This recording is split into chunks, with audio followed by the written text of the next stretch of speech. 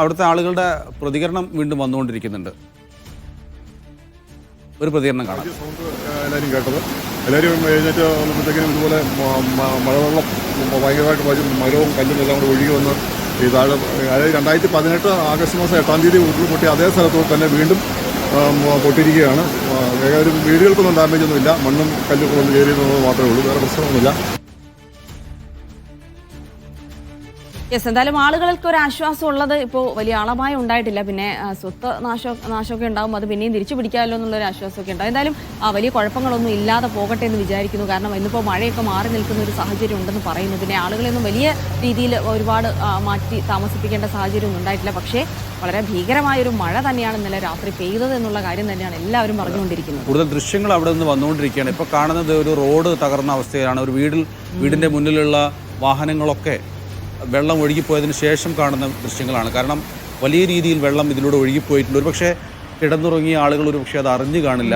രാവിലെ എഴുന്നേറ്റപ്പോഴാണ് ഈ അവസ്ഥ കാണുന്നത് എന്നുള്ളതാണ്. വീടിന് മുന്നിലെ വാഹനങ്ങൾ ഒഴുകിപ്പോകുന്നു, വളർത്തുമൃഗങ്ങൾ ഒഴുകിപ്പോകുന്നു, അങ്ങനെയൊക്കെ സംഭവിച്ചിരിക്കുന്നു. ഒരുപക്ഷെ 1-2 അടി കൂടി വെള്ളം ഉയർന്നിട്ടുണ്ടായിരുന്നുവെങ്കിൽ അത് വീടിനുള്ളിലേക്ക് വരാനുള്ള സാധ്യതയാണ് ഉണ്ടായിരുന്നത്. പക്ഷേ അത് ഭാഗ്യവശാൽ അങ്ങനെ സംഭവിച്ചില്ല എന്നുള്ളതാണ് ആശ്വാസം.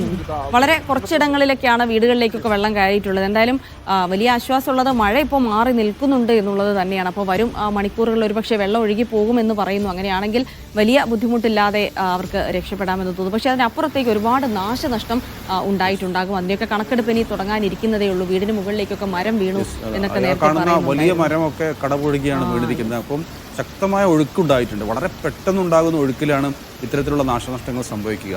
സാവധാനം വെള്ളം ഉയർന്നാൽ ഇങ്ങനെ സംഭവിക്കില്ല. ആളുകൾക്ക് മാറാനും വാഹനങ്ങളും വളർത്തുമൃഗങ്ങളെയൊക്കെ മാറ്റിയിടാനൊക്കെ ഉള്ള ഒരു സാവകാശം ലഭിക്കും. പക്ഷേ ഇത് ഒന്നിച്ച് വെള്ളം വന്ന ഒരു അവസ്ഥയാണ് ഉണ്ടായത്. അതാണ് വലിയ നാശനഷ്ടങ്ങൾ ഉണ്ടാക്കാനുള്ള കാരണം. അതെ, നമ്മുടെ പ്രേക്ഷകരൊക്കെ ചോദിക്കുന്നുണ്ട് കേട്ടോ, അതിതീവ്ര മഴയിൽ മുന്നറിയിപ്പ് പറയുന്നവർ റെഡ് അലേർട്ട് അങ്ങനത്തെ അലേർട്ടുകളൊന്നും ഇന്നലെ നൽകിയിരുന്നില്ലേ എന്നുള്ള ചോദ്യങ്ങളൊക്കെ ഉണ്ട്. അപ്പോൾ സ്വാഭാവികമായിട്ട് നമുക്കാണെങ്കിലും അങ്ങനെ അലേർട്ട് തരുമ്പോഴും ഇങ്ങനെയൊന്നും പ്രതീക്ഷിക്കുന്നില്ലല്ലോ അല്ലേ. അപ്പോൾ നമ്മുടെ 2018 ശേഷം എപ്പോഴും നമ്മൾ ഇത്തരത്തിലുള്ള അപകടങ്ങൾ പ്രതീക്ഷിച്ചുകൊണ്ടാണ് ഇരിക്കുന്നത്. അതുകൊണ്ട് തന്നെ നേരത്തേക്ക് ഉണ്ടായിരുന്നതിനേക്കാൾ കൂടുതൽ അലേർട്ട് ആളുകൾക്ക് കൊടുക്കുന്നുണ്ട്.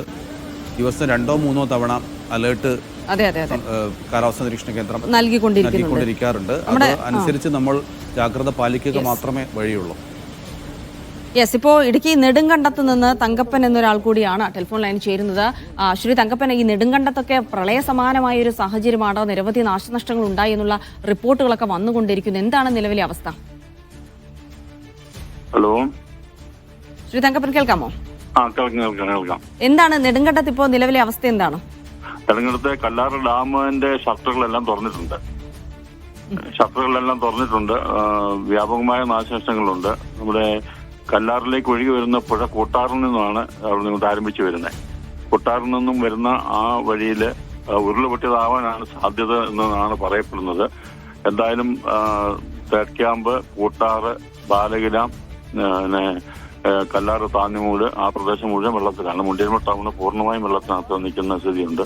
റേഷൻ കട വഴിയൊക്കെ വെള്ളം കയറി നിൽക്കുന്ന സമയമാണ്. ഇന്നലെ എന്തെങ്കിലും തരത്തിലുള്ള മുന്നറിയിപ്പുകൾ ലഭിച്ചിരുന്നോ? മുന്നറിയിപ്പുകളൊന്നും ലഭിച്ചിട്ടില്ല. മുന്നറിയിപ്പ് എന്ന് പറഞ്ഞാൽ ഇപ്പം ബന്ധപ്പെട്ട ഉദ്യോഗസ്ഥന്മാർക്ക് അങ്ങോട്ടും ഇങ്ങോട്ടും കടക്കാൻ മേലാത്ത അവസ്ഥയുണ്ട്.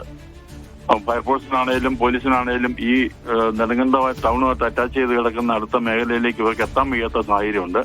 പിന്നെ നാട്ടുകാരുടെ സേവനങ്ങളാണ് കുറച്ച് ലഭിച്ചിട്ടുള്ളത്. നാട്ടുകാരെല്ലാവരും ഇറങ്ങി വേണ്ട കാര്യങ്ങളൊക്കെ ചെയ്യുന്നുണ്ട്. എന്നിരുന്നാലും അക്കരയ്ക്കൊന്നും കടക്കാൻ വയ്യാത്ത സാഹചര്യത്തിലേക്കാണ് നിൽക്കുന്നത്. വീടുകളിലേക്ക് വെള്ളം കയറിയിട്ടുണ്ടോ? വീടുകളിൽ കയറിയിട്ടുണ്ട്. വീടുകളിൽ കുറെ ആളുകൾ പിന്നെ കുടുങ്ങി കിടക്കുന്നതായിട്ടൊന്നും പറഞ്ഞു കേട്ടില്ല. എന്നാലും ഒരു ട്രാവലറൊക്കെ ഒഴുകി പോയിട്ടുണ്ട് കൂട്ടാറുന്ന സ്ഥലത്തുനിന്ന്. വാഹനങ്ങളുടെ അവസ്ഥ എന്താണ്? ഇപ്പൊ ട്രാവലർ ഒഴുകിപ്പോയി എന്നൊക്കെ, അതോടൊപ്പം തന്നെ അവിടുത്തെ റോഡിലൂടെ ഇപ്പോഴും വെള്ളം ഒഴുകുകയാണോ? വെള്ളം കെട്ടി തന്നെ നിൽക്കുകയാണ്, കിടക്കാൻ മേലാത്ത അവസ്ഥ തന്നെ നിൽക്കുകയാണ്. ഇപ്പോഴും തന്നെയാണ്, ഇപ്പോഴും ഒഴുകി പോകാൻ പറ്റുന്നില്ല. ഈ ആളുകൾക്കൊന്നും കടക്കാൻ അങ്ങോട്ടും ഇങ്ങോട്ടും പറ്റാത്ത സ്ഥിതി ഇപ്പോഴും നിൽക്കുകയാണ്. വൈദ്യുതി നിലച്ചിട്ടുണ്ടോ? വൈദ്യുതി അവരെ ഓഫ് ചെയ്തിട്ടുണ്ട്. അപകടം ഉണ്ടായിരിക്കാൻ മുൻകരുതൽ എന്ന നിലയിൽ അവരത് ഓഫ് ചെയ്തിട്ടുണ്ട്. ഇപ്പം ഈ 6 ചേർന്നാണ് ഈ റോഡ് നെടുങ്കണ്ടം പട്ടം കോളനിയിലേക്കുള്ള. പട്ടം കോളനി യഥാർത്ഥത്തിൽ സ്തംഭിച്ചെന്ന് പറഞ്ഞാൽ മതി. നെടുങ്കണ്ടം അറ്റാച്ച് ചെയ്താണ് പട്ടംകോളിൽ കിടക്കുന്നത്. നെടുങ്കണ്ടത്താണ് അങ്ങോട്ട് പോകുന്നത്, രാമക്കൽമേട് പോകുന്ന വഴിയാണ്. അപ്പം ആ പ്രദേശം പട്ടംകോളിനെ പൂർണ്ണമായും തന്നെ എല്ലാ ടൗണിലും വെള്ളം കയറി നിൽക്കണം. ഒരു തൂക്കുപാലത്തൊരു അർപ്പണ ഹോസ്പിറ്റലുണ്ട്, ആ ഹോസ്പിറ്റലിന്റെ പരിസരത്തേക്ക് പോലും അടുക്കാൻ പറ്റാത്ത രീതിയിൽ ടൗണിൽ വെള്ളമാണ്. ഈ രാമക്കൽമേട്ടിലേക്കുള്ള സഞ്ചാരികൾ കൂടി കുടുങ്ങി കിടക്കുന്നുണ്ടായിരിക്കും അല്ലേ? അക്കരയ്ക്കര കിടക്കാൻ വയ്യാത്ത സ്ഥിതിയുണ്ട് ഇപ്പം. രാമക്കൽമേട്ടിലേറെ ടൂറിസ്റ്റുകൾ വരുന്ന സമയമാണ്. അപ്പം അവരൊക്കെ ഇനിയിപ്പം ഇങ്ങോട്ട് കിടക്കണേ കുറെ സമയം എടുക്കും ഈ വെള്ളം ഇറങ്ങാതെ.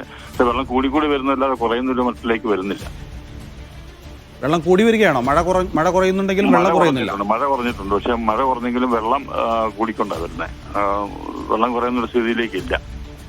മേൽഭാഗത്ത് മഴ പെയ്യുന്നുണ്ടായിരിക്കും ഇപ്പോഴും അല്ലേ? അതായിരിക്കും മേളിലൊക്കെ വ്യാപകമായിട്ട് മഴ കുറഞ്ഞിട്ടുണ്ട്. മഴയുടെ ശക്തി നന്നാ കുറഞ്ഞു. ഇപ്പൊ മഴയില്ല, പക്ഷെ എങ്കിലും വെള്ളം ശക്തമായിട്ട് ഇങ്ങനെ ഒഴുക്ക് ഉണ്ട്. ഡാമിന്റെ ഷട്ടറുകൾ പൂർണ്ണ തുറന്നിട്ടുണ്ട്. അപ്പൊ ഈ റോഡുമായിട്ട് ചേർന്നാണ് ഈ നമ്മുടെ ഈ പുഴ ഒഴുകുന്ന കല്ലാറ്.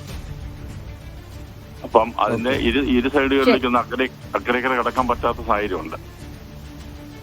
ശരി ശ്രീ തങ്കപ്പൻ, എന്തായാലും വളരെയധികം നന്ദി. താങ്കൾ വിവരങ്ങൾ പങ്കുവച്ചതിന്. സുരക്ഷിതനായിരിക്കുക.